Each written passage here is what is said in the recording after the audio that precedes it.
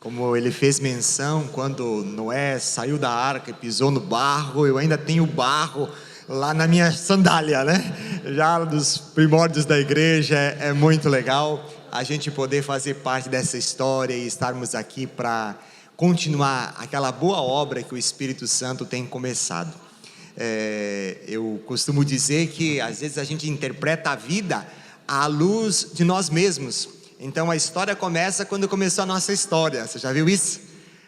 Quando começou a minha história? E na realidade Deus está fazendo uma história que vai para além da minha e da sua. Ele está construindo algo. E como tem um grande amigo meu que diz assim: se Deus está fazendo algo, a minha oração tem que ser: por favor, Deus, não me deixe fora disso. Queremos fazer parte dessa história. Amém? O meu abraço da igreja de Araranguá a todos vocês. Agora também já está lá acontecendo o nosso culto. Nós saímos, eu, minha esposa, a pastora Sara, deixamos lá com os nossos pastores executivos, pastores auxiliares, para poder estar aqui com vocês. Já viemos na sexta-feira, pudemos ter um contato com os líderes, pudemos aí ontem participar de um seminário, um retiro, né, pastora? Não é seminário, é um retiro, né? É um retiro do Coração Fonte de Vida, maravilhoso, e hoje a gente pode estar caminhando junto nisso. Que Deus nos dê graça de em todo momento nos inspirar e nos mover de lugar. Amém? Queria convidar você a abrir a sua Bíblia, Provérbios capítulo 23, versículo 7. Nós vamos falar de um assunto hoje bem interessante, um assunto que eu já percebi, talvez seja bem trabalhado aqui com vocês, mas é um assunto fundamental para que a gente consiga desempenhar tudo aquilo que Deus tem para nós, usufruir tudo aquilo que Deus tem para nós, experimentarmos tudo aquilo que Deus tem para nós. Aquilo que nós pensamos sobre nós mesmos irá definir a maneira como vivemos e como nos posicionamos. Então, aquilo que nós pensamos sobre nós ou sobre as coisas determinará como as coisas de fato o serão. O que você pensa sempre vai afetar você e sempre vai dirigir o seu destino. O que você pensa determina o seu destino. O que você pensa sobre você afeta seu destino. Provérbios capítulo 23, versículo 7 diz: porque como imagina em sua alma, assim ele é. Se você tem um pensamento, e esse teu pensamento ele é de que você é um vencedor, que você consegue enfrentar os obstáculos, que você vai ter vitória sobre eles, que os obstáculos da vida são apenas um trampolim para você poder experimentar alguma coisa melhor. Se você pensa isso, de fato, isso acontecerá com você. Agora, se você pensa: ai, pobre de mim, miserável homem que sou, ai, ai, ai, ó céus, ó vida. Então, se você pensa assim, de fato, isso também sucederá sobre você. Porque como imagina em sua alma, assim o homem é. Essa perspectiva da gente compreender algumas coisas interessantes. A convicção, gente, ela não vai surgir pela verdade, ela vai surgir pela repetição. As convicções, elas não se constroem sobre verdades, elas se constroem sobre repetição. Estamos num país com muitas narrativas, a narrativa de cá, a narrativa de lá, a narrativa da colar, não são verdades, mas é como se conta estas verdades, ou talvez sejam verdades, mas é o como se conta estas verdades. A expectativa é que a convicção que você passa a ter vem pela repetição. Então é fundamental que nós estejamos com a verdade borbulhando em nosso coração constantemente, porque existem mentiras que estão também sendo propagadas em profusão. Então, para combater as mentiras, nós precisamos da verdade, porque a convicção vai surgir com base na repetição. Então, nós precisamos compreender algumas coisas para ficarmos firmados e solidificados naquilo que Deus tem para nós. E eu quero falar sobre identidade essa noite. E quero começar dizendo sobre 4 mentiras que são proclamadas sobre a nossa identidade. E mentiras que, se você acreditar, você vai viver de acordo com isso. Isto vai afetar o seu destino. Então, deixa eu expressar 4 mentiras. Diga mentira. elas não são verdades, mas olha só o que a gente escuta sobre a sua identidade: eu sou o que eu faço. Já ouviu isso? Você não é a sua profissão, você não é aquilo que você faz. Você talvez já tenha parado um dia, talvez escutado muitos pais que de maneira equivocada chegam para os filhos e dizem assim: ó, meu filho, vai estudar, porque se você não tiver uma formação, você não vai ser nada na vida, né? A gente vê uma boa intenção dos pais dizendo para os filhos: vão estudar, você precisa se desenvolver, você precisa buscar expertise. Isso é bom, mas atrás dessa mensagem vem um senso de que se você não estudar, você não é nada, que se você não tiver um diploma, você não é ninguém, que se você não tiver talvez uma profissão, você não é ninguém. Mas você não é o que você faz. Há algo maior do que isso para determinar quem somos. Então é possível a gente ficar bem atento para a gente não sucumbir a esse processo que é muito complicado. Tem muitas pessoas tentando provar ser alguém através das suas realizações. Eu quero provar, então eu vou fazer. E aí eles vão ver, eu vou fazer, e aí eles vão reconhecer. Eu vou fazer, e aí eles vão perceber. Veja, nós não somos aquilo que fazemos. Diga, me ajuda aí nesta manhã, diga: eu não sou o que eu faço. Essa é uma mentira, dizer que você é o que você faz, mas você não é o que você faz. Segunda mentira: eu sou o que eu tenho. No mundo digitalizado, onde todo mundo vê todo mundo conhece todo mundo, onde o nosso universo deixou de ser talvez ali o nosso oikos primário, talvez aquele cantinho onde nós construímos a nossa família, passamos a ser cidadãos globalizados, nós estamos percebendo que as pessoas estão sucumbindo a isso. Veja, você não é o que você tem. Nesse mundo as pessoas querem dizer que tem, porque eles têm um carro, porque eles têm uma casa, porque eles têm talvez uma boa profissão, porque eles talvez tenham lá, sejam grandes influenciadores, talvez eles tenham muitas curtidas no seu Instagram. A expressão você não é o que você tem. Aquilo que acontece, aconteceu, legal ou não, mas isso não tem o poder de determinar quem você é. Estávamos outro dia na nossa cidade, e aí uma família com 3 filhos, o filho mais velho tentando fazer as coisas lá no Instagram, e mexendo aqui, mexendo lá, e aí o mais novo vai lá, fez alguma coisa, e aí teve um monte de curtida. E aí o mais velho entrou em crise: pai, eu não entendo, eu faço tudo e não dá certo, fulano vai lá, faz uma careta e dá muitas e muitas curtidas. E aí a gente percebia a identidade sendo solapada, sendo atingida porque não tinha curtidas, uma busca por aceitação. Você não é o que você tem, existe uma coisa maior do que isso sobre você. Amém? Terceira mentira: eu sou o que aconteceu comigo. Uau, muita gente está sucumbindo a isso. Realidades passadas não determinam quem eu sou. Coisas que aconteceram me atingem, sim. Um processo de uma força genética me atinge, sim. As coisas que, o meio em que eu estive inserido me interfere na minha vida, sim. Mas elas não determinam quem eu sou. Você não é um conjunto de cromossomos, você é mais do que isso. Você não é o fruto apenas das tuas experiências passadas. Aquelas experiências aconteceram, mas isso não determina quem você é. Os teus maiores problemas não determinam quem você é. Os teus maiores erros não determinam quem você é. As coisas que aconteceram e não podemos mudar, mas elas não têm o poder de determinar o nosso futuro. Aconteceram no nosso passado, mas no nosso futuro nós somos senhores deles junto com Deus. Então a expressão eu não sou o que o meu passado diz que eu sou: ah, pastor, porque lá atrás eu era assim, eu era daquele outro jeito, eu era do outro jeito. Olha, a Bíblia diz que aquele que está em Cristo, nova criatura é, as coisas velhas passaram. Ei, eu não quero ficar atento a esta história, tem uma nova história para ser construída. Tem muita gente que está sucumbindo porque teve uma história regressa, de coisas desagradáveis, passou experiências desagradáveis, experimentou coisas que não eram boas, e agora vivem constantemente debaixo dessa mentira. Veja, aquilo que você acredita tem o poder de dirigir a sua vida, seja isso uma verdade ou uma mentira.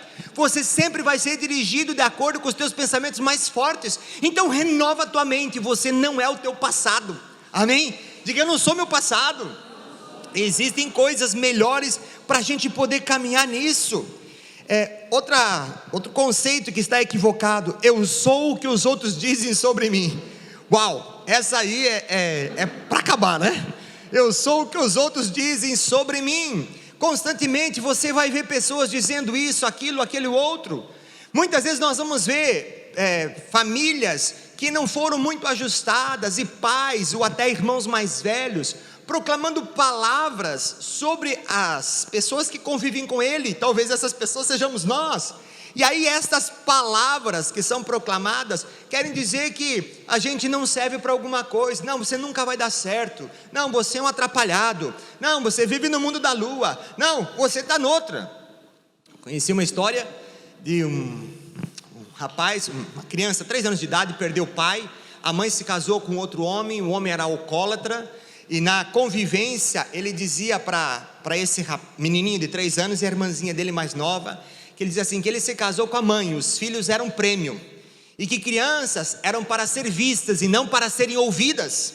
Em outras palavras, como alcoólatra, violento, ele impregnou nas crianças a ideia: você não tem voz, você não tem oportunidade, você não é nada. E essa criança cresceu e começou a atuar sobre os outros, tentando esmagar os outros, tentando abaixar os outros, para ver se de alguma maneira ele poderia se sobressair. Por quê? Porque ele estava sucumbindo àquilo que os outros diziam a seu respeito. Diga assim: aleluia, eu não sou o que os outros dizem a meu respeito. Estas mentiras, elas vêm, elas vão, gente. As mentiras que compramos sobre nós mesmos nos levam a comportamentos indesejados, que ferem os outros, que nos sabotam e que nos roubam os propósitos de Deus.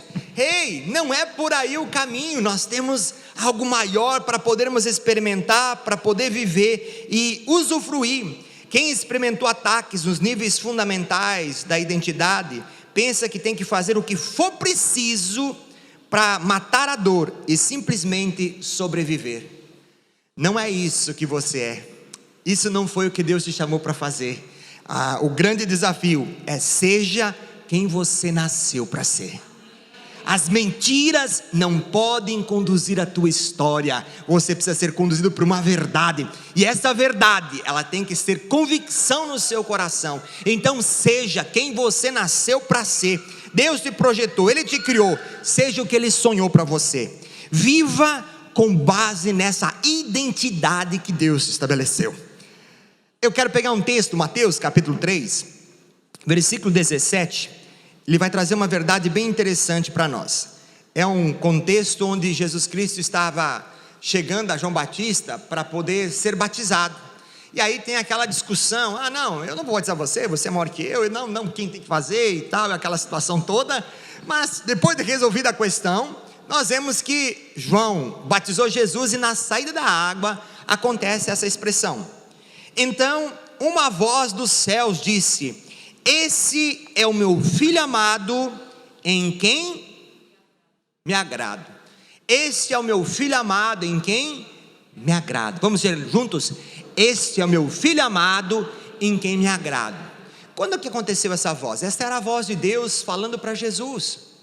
Mas note que nessa situação, gente, Jesus não tinha ainda feito nenhum milagre. Jesus não tinha ainda obedecido ao ponto que ele obedeceu. Jesus ainda não tinha ido para uma cruz para salvar nós em obediência ao Pai. Jesus não tinha feito nada. Antes de Jesus fazer alguma coisa, o Pai já olhou para ele e diz: você é amado. Porque nós não somos amados por aquilo que fazemos, nós somos amados porque Deus olha para nós e diz: eu te amo, você tem valor, então você é meu filho amado, em quem eu tenho prazer. As coisas são construídas sob uma ótica diferente. As coisas são construídas sobre um valor que eu tenho, porque Deus estabeleceu que eu tenho este valor. E se Deus disse, Deus falou, está falado. Se Deus disse, está dito. Essa é a expressão que nós temos que caminhar. O filho amado era amado porque Deus disse que ele era amado, e não dependia da sua performance, não dependia de quanta coisa ele podia fazer ou deixar de fazer. Vale a pena a gente notar que, se a gente pegar os evangelhos diziam assim: ei, quem é esse? Ele é o filho do carpinteiro. Onde é que ele mora? Nazaré. Pode vir alguma coisa boa de Nazaré? As pessoas estavam dizendo coisas que não eram boas, mas Deus veio para estabelecer, firmar, consolidar uma verdade do céu. E a voz que desceu do céu disse: este é o meu filho amado, em quem minha alma tem prazer. Todo mundo pode falar sobre você, todo mundo pode olhar e dizer alguma coisa, podem até lhe ignorar ou lhe menosprezar, mas não é essa a voz que você tem que ouvir. Você tem que ouvir a voz do céu, que olha para você e diz: você é meu filho amado. E sobre essa identidade nós caminharmos nessa terra, sobre essa identidade nós experimentarmos tudo que Deus tem estabelecido. Uau, pastor, mas eu errei. Mas agora Deus dizendo: você é amado, vai em frente, eu te amo, eu te dou valor. Por quê? Porque eu te escolhi. Eu acho isso maravilhoso. Deus olha para você e te diz: você é meu filho amado. Sabe, Ele ama. Deus não ama as pessoas porque elas têm valor. Ele ama, e porque Ele ama, elas passam a ter valor. Deus não ama as pessoas porque elas têm valor. Elas têm valor porque Deus as ama. O seu valor é porque Deus ama você, mais do que qualquer coisa que você possa fazer ou deixar de fazer. Muitas vezes as pessoas estão sucumbindo diante de algumas coisas quando falando sobre identidade. Porque nós podemos ser muitas coisas, gente. Eu sou brasileiro, agora cidadão de Araranguá. Eu sou o marido da Sara, o pai da Stephanie e da Natasha, o vô do Leonardo. Eu sou pastor da igreja lá em Araranguá, sou pastor presidente de toda a denominação da Verdade que Liberta. Mas isso não determina quem eu sou. Isso é o que eu estou fazendo. Essas são as pessoas que fazem parte da minha história. Eu sou aquilo que Deus diz que eu sou. Quando a gente vai se apresentar: quem é você? Não, eu sou pastor. Não, esse é o que você faz. Eu sou o marido. Não, essa é quem é a tua esposa, como é a tua história familiar. Eu sou o cara que faz tal coisa. Não, isso é o que você faz. Nosso valor está naquilo que Deus diz. Somos quem Deus diz que nós somos. E quem Deus diz que nós somos? Filhos amados dele. Aleluia. Tem muitas coisas que a gente tem que ter muito claro, saber o que nos define. Deus disse: haja luz, e o que aconteceu? A luz se fez. Haja separação entre luz e trevas, e isso aconteceu. Haja separação entre as águas e o firmamento, e isso se fez. E você vai ver a criação, Deus dizendo: haja, e assim aconteceu. Agora nós vemos o próprio Deus olhando para nós, dizendo: você é meu filho amado, em quem eu tenho prazer. Então, se Deus falou, está falado. A gente não discute mais o conceito. As coisas são assim. O que é importante, no meio de todas as coisas, é o que Ele diz a nosso respeito. No meio de todas as coisas, às vezes a gente entra numa situação e diz assim: pastor, mas aqui eu sou uma pessoa que agora estou desempregado. Não, você não está desempregado. Você é um filho de Deus que está numa transição de trabalho. Pastor, eu estou aqui, eu sou um doente. Não, você é um filho de Deus que está lutando com uma enfermidade. Pastor, sabe, eu sou um fracassado. Não, você é um filho de Deus que está lutando uma batalha, mas nas mãos do Senhor há de ser mais do que vencedor. A construção daquilo que vamos fazer, o que eu estou passando não determina quem eu sou. Os meus maiores erros não determinam quem eu sou. O meu presente não determina ainda o que eu sou, nem o meu passado, nem o meu presente. Deus determina quem eu sou. Então, para isso eu vou caminhar. E aí, dentro dessa situação de definição, de que é Deus quem nos define, eu quero pegar com vocês um texto de Mateus, capítulo 4, bastante conhecido, mas eu quero ler ele com vocês. É a história da tentação de Jesus.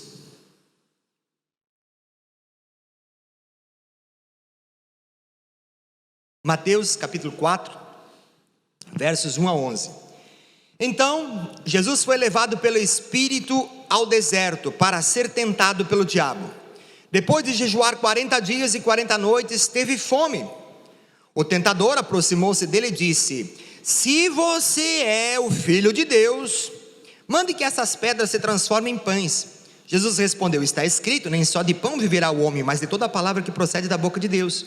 Então o diabo o levou à cidade santa, colocou-o na parte mais alta do templo e lhe disse: se você é o Filho de Deus, jogue-se daqui para baixo, porque está escrito, ele dará ordens a seus anjos a seu respeito, e com as mãos eles o segurarão, para que você não tropece em alguma pedra. Jesus lhe respondeu: também está escrito, não põe à prova o Senhor teu Deus.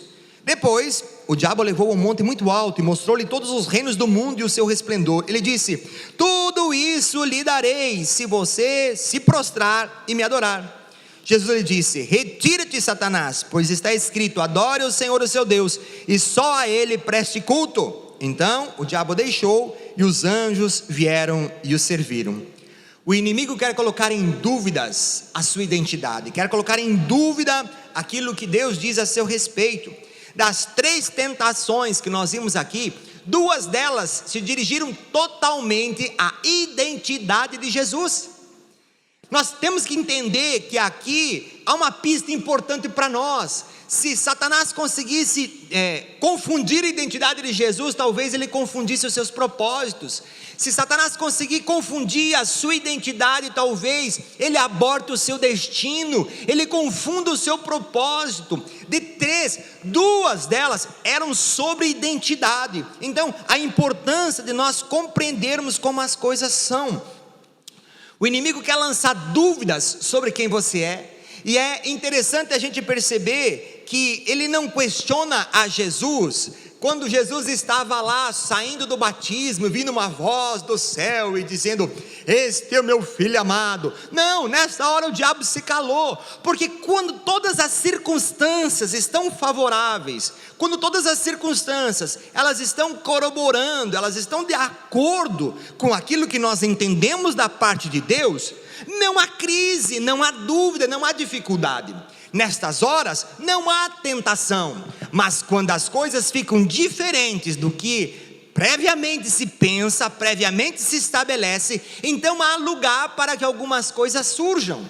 Enquanto Deus falou, Satanás se calou. Mas aí olha, o começo do texto diz assim: então Jesus foi pelo Espírito conduzido ao deserto para ser tentado. Note, ele foi para onde, gente? Para o deserto. Mas ele foi para lá por causa de quem? Quem mandou ele lá? O Espírito Santo. E ele foi lá com um propósito. Qual era? Ser tentado. Veja, a tentação nem sempre é fruto de uma escolha equivocada. Você passar por algumas coisas na sua vida não significa que você errou ou que você foi conduzido pelas trevas. Não, a gente vai para o deserto. No deserto é o lugar da gente ser aprovado ou reprovado. Mas veja, aqui Jesus estava debaixo de um comando do Espírito para ir a um lugar específico, e no meio desse lugar é o lugar para passar na prova daquilo que havia de se estabelecer. Vem Satanás ali e vem para lançar sobre Jesus algumas mentiras que ele queria fazer, que nós acabamos de ler aí. A nossa identidade ela vai ser questionada justamente nos momentos em que as coisas estão diferentes do que nós gostaríamos que elas estivessem. É nessa hora que nós temos que nos levantar. O inimigo sabe o momento de agir, e aqui ele pegou o momento de fragilidade de Jesus. Jesus estava 40 dias sem comer. É um jejum prolongado, é um estado do corpo gemendo, é um estado da alma ansiando por alguma coisa diferente. A gente fica 2 dias sem comer, as coisas todas começam a ficar fora, né? Para não dizer um dia só para perder uma refeição. Imagine 40, nessa hora, na hora da crise, é que Satanás vem para se levantar e colocar em dúvida algumas coisas. E no meio dessa situação, nós vamos ver a primeira tentação da identidade, é a tentação da satisfação. Acho isso muito legal. A palavra de Satanás para Jesus era mais ou menos assim: se você é quem você é, você precisa satisfazer todos os seus desejos e suas vontades e as suas necessidades. Tá aqui, ó, manda essas pedras se transformarem em pão. Satisfaça a sua necessidade. Se você é filho de Deus, por que você vai passar umas pindaíba? Se você é filho de Deus, por que você não vai ter todos os teus desejos realizados? Olha, se você não tem os desejos realizados, se você está passando por necessidades, logo você não é filho de Deus. A expressão da mentira é que Satanás quer colocar um valor que é lícito, que é satisfação, acima da expressão de andar em obediência a Deus. A satisfação passa a ser idealizada, ela passa a ser idolatrada. A satisfação passa a ser o motivo pelo qual nós vamos medir, é a régua que determina quem nós somos. E aqui Satanás estava querendo confundir, quando a Bíblia diz que nós somos quem Deus diz que nós somos. A satisfação, ela é lícita, ela é bênção, e nós vamos caminhar para ela, porque Deus, disse Jesus, eu vim para que tenham vida e a tenham em abundância. Essa é a expressão que nós vamos caminhar. Mas a satisfação não é a nossa régua de medir. A nossa régua de medir é aquilo que Deus diz a nosso respeito. Eu não sou o que sou porque eu estou satisfeito. Eu sou o que eu sou porque Deus diz que eu sou. Você não é o que você é porque as coisas todas estão indo bem. Você é quem você é porque Deus diz quem você é. Essa expressão, então, aqui Satanás vem se levantando, dizendo assim: olha, se você é o filho de Deus, então, assim, organiza as coisas, deixa as coisas todas em dia, e você vai ver que a coisa toda vai se estabelecer. Chega um pouquinho mais, vem a segunda tentação da identidade, e essa aqui eu acho que ela está em alta nos dias de hoje, é a tentação do reconhecimento. Eu acho muito legal a gente pensar as coisas por essa ótica. Caminha comigo por essa perspectiva. Jesus no deserto, com fome, foi tentado pela satisfação. Agora vem uma outra tentação, uma tentação para tocar na identidade, que é a do reconhecimento. Satanás pega Jesus, leva ele para a cidade mais badalada da época, Jerusalém. Era a cidade onde tudo acontecia, era o point da coisa. E leva Jesus lá para o templo, que era o ponto central daquela cidade, era onde tudo acontecia, era a oportunidade, era o campo da Copa do Mundo, era o lugar onde o artista tinha que estar. E ele pega Jesus e leva lá no pináculo do templo, e está dizendo: bom, agora é a hora de nós fazermos aqui uma grande cena, para que todo mundo reconheça, se você é filho de Deus, te lança lá para baixo. E aí Deus vai mandar os anjos te guardarem, te cuidarem para que o teu pé não tropece. A expressão é: você está aqui em cima e você diz que você é filho de Deus, mas eles não acreditam, eles não sabem. E se eles não sabem, então você não é. Você tem que provar para eles, porque se você provar, então eles vão saber que de fato você é. Agora, se você não provar, você não é coisa nenhuma. Percebe a tentação na busca do reconhecimento?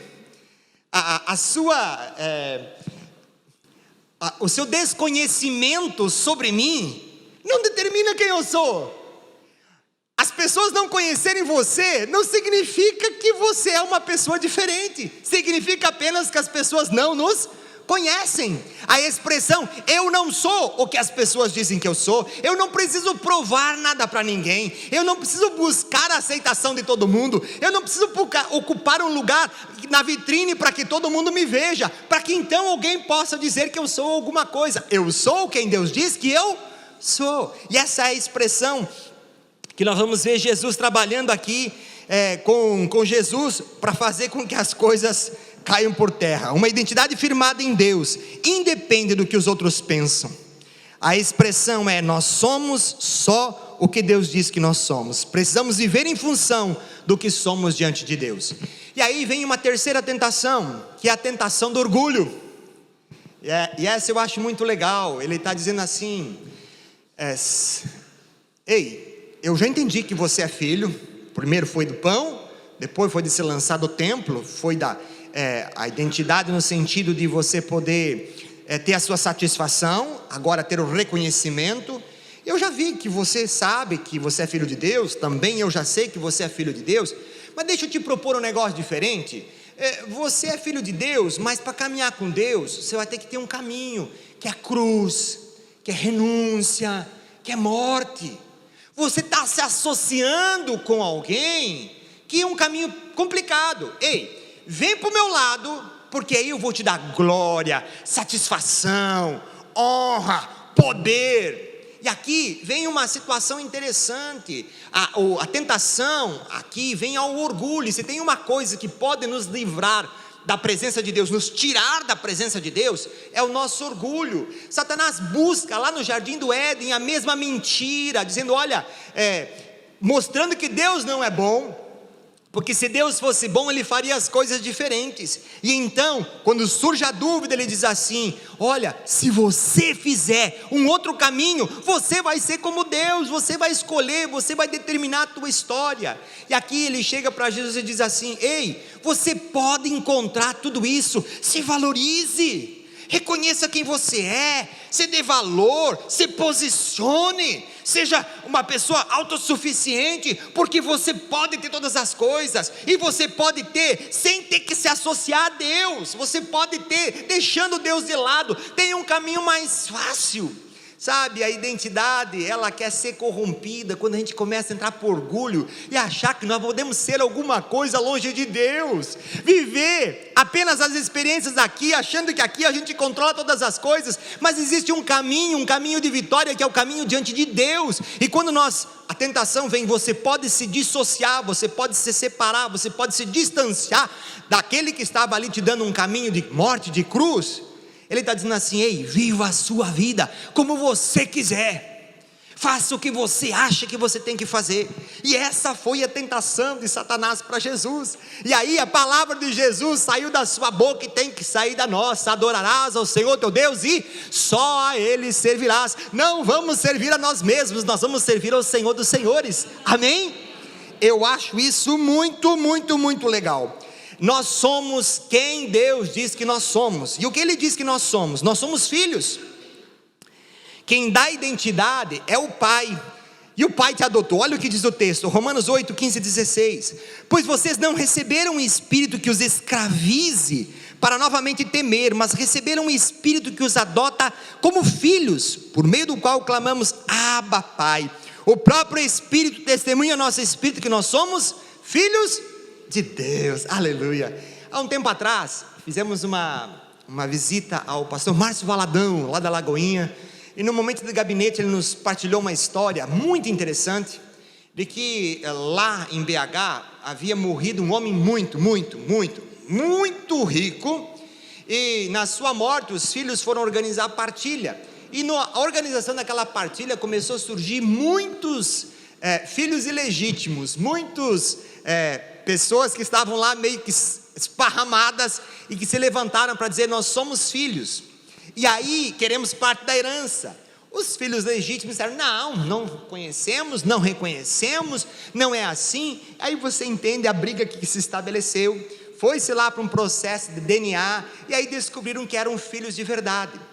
Os filhos legítimos disseram, vocês não são, mas quem determina que é filho é o Pai. E se o Pai determina que você é filho, então é porque você é filho amado dele. Quem diz que nós somos filhos de Deus, é o que Deus diz, não depende do que os outros dizem, não depende do que os outros pensam, não depende da opinião dos outros, ou da perspectiva da sociologia, ou daquilo que talvez seja o politicamente correto. Nós somos aquilo que Deus diz que somos, e nós somos filhos amados de Deus. Segunda situação, você é uma nova criatura. Olha que texto lindo. Assim que se alguém está em Cristo, nova criatura é. As coisas velhas já passaram e eis que tudo se fez novo. A vida é nova agora com Cristo. Terceira situação, eu sou um vencedor. Acho interessante, talvez você já tenha assistido agora o remake do Rei Leão, e estava lá um leãozinho que foi ferido, foi tocado, a morte do pai, e a armação toda, que a culpa era dele, e ele foi viver a deriva, cresceu lá com suricate, com javali, fazendo coisas que não eram à altura da sua natureza, vivendo de uma maneira que não era à altura daquilo que ele tinha sido chamado para fazer. Ele estava vivendo no Ratuna Matata. Vamos viver a vida numa boa, porque é isso que interessa. Até que, de repente, ele cresce. Quando ele vai beber água, ele olha e, enxergando aquele reflexo, ele não vê a si, mas ele vê o seu pai, o grande Mufasa. E aí ele acorda para a vida e percebe que o reflexo dele é mais do que ele representa alguém, ele está sobre alguém, ele foi chamado para ser como alguém que o tinha constituído, como alguém que o tinha firmado. A expressão é dizer assim: você é a cara do teu pai. E o pai que nós podemos ser a cara é o Pai Celestial. Então, se Ele é vencedor, nós somos mais que vencedores. O texto de Romanos diz assim: mas em todas estas coisas somos mais que vencedores por meio daquele que nos amou. Você é filho de Deus, a cara do seu pai, então você é mais que vencedor. Se posicione, se levante, não deixe as convicções estabelecerem quem você é. Se essas convicções forem de mentiras estabelecidas, mas permita que a verdade se estabeleça sobre você e ande à altura dessa verdade. Amém? Queria que você ficasse de pé, o louvor pudesse estar aqui comigo. Eu queria que a gente pudesse fazer aí uma confissão sobre algumas verdades de Deus, sobre a sua própria vida. Então você vai profetizar sobre você. Põe para mim lá diga comigo lá: sou filho, sou amado, sou escolhido, sou aceito, sou perdoado, sou valoroso, sou santo, sou mais que vencedor, sou herdeiro de Deus, eu sou o que Deus diz que eu sou. Aleluia! Celebra o Senhor. Aleluia!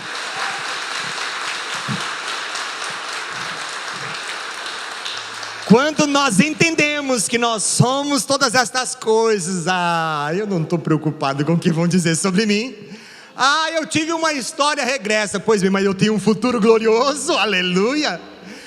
Mas agora você está passando por uma situação, essa situação não me define, aquilo que Deus diz sobre mim é que me define. Eu vou para a glória, eu vou experimentar uma coisa melhor, e não é só lá no céu, Deus vai operar sobre a minha vida, e aquilo que Ele diz sobre mim há de se estabelecer. A expressão vamos viver de acordo com aquilo que Ele diz sobre nós, amém?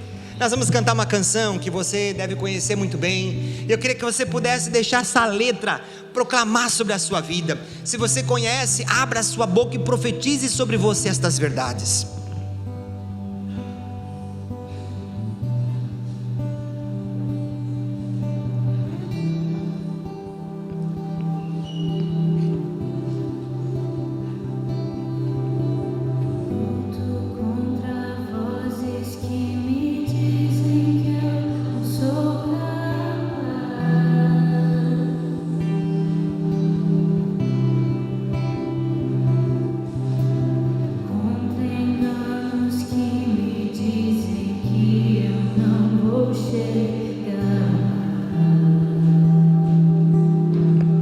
São os que vão se opor.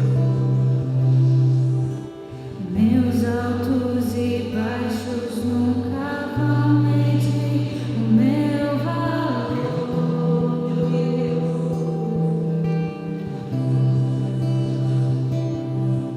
A tua voz me lembra e me diz quem realmente sou.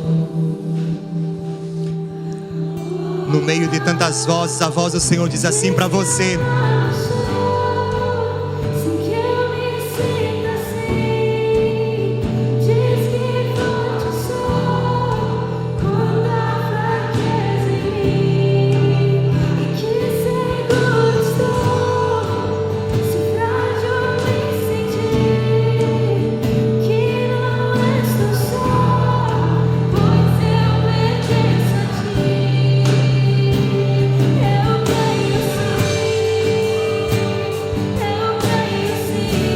no que?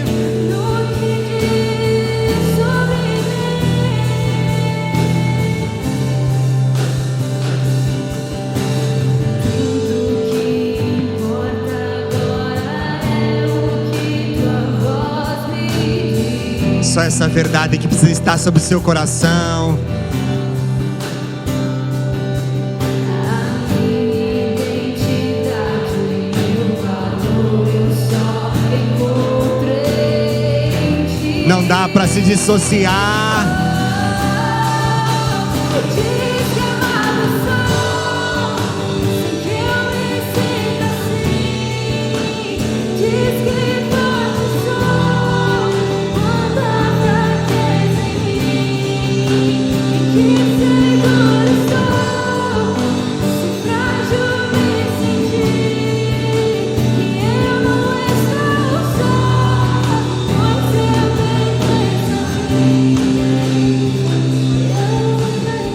Pai, em nome do Senhor Jesus, nós nos colocamos diante de Ti, Senhor amado, porque somos aquilo que Tu dizes sobre nós.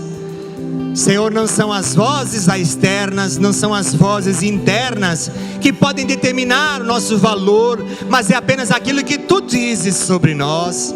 Pai, em nome de Jesus, leva-nos, Senhor amado, a vivermos de acordo com estas convicções, de acordo com a verdade, Senhor, da Tua palavra, que diz, Senhor, que os meus momentos não determinem a minha história, Senhor, que as minhas ausências não determinam a minha história, Pai, mas que o que determina é a Tua palavra, e Tu diz sobre nós que somos amados, somos perdoados, somos mais do que vencedores.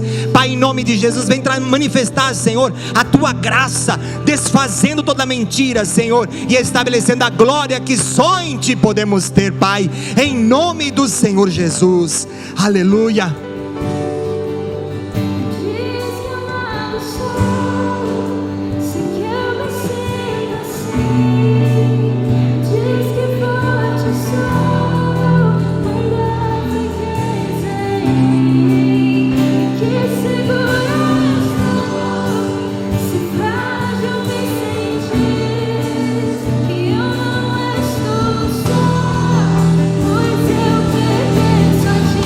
Vamos declarar.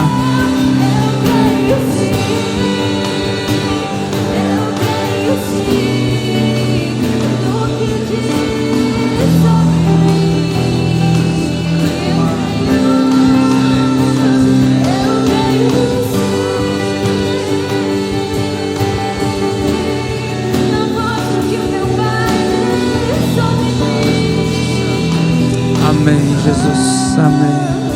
Glória a Deus, amém, meu amado. Que você possa iniciar a tua semana com essa verdade de Deus sobre a tua vida. Preste bem atenção no que eu vou te dizer agora. Eu tenho um único aviso e ele é bem importante. No próximo domingo, o nosso bairro aqui ele vai estar sem energia pela manhã. A Celeste já nos avisou. Então nós estamos transferindo o culto da manhã para as 5:30 da tarde. Então no próximo domingo agora, o culto da manhã das 9:30 vai ser às 17h30, ok? Aí nós teremos o culto das 19h30 na sequência. Então você que está acostumado a vir mais cedo, também vai poder voltar para sua casa mais cedo. Então não esqueça, avise quem você puder. Nós vamos estar evidentemente avisando nas redes sociais, mas você conhece, né? Tem pessoas que enquanto você não avisar na última hora para ele que não vai, ele não entende. Então ajude aqueles mais fracos, né, na memória. Enfim, semana que vem então o culto das 9:30 vai ser que horas?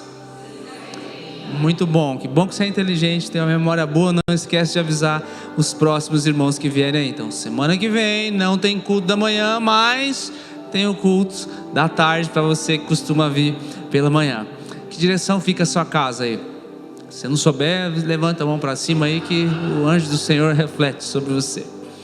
Pai, somos gratos porque no primeiro dia da semana, nas primeiras horas desse primeiro dia, nós estamos diante da Tua presença, junto com os nossos irmãos, ó Pai.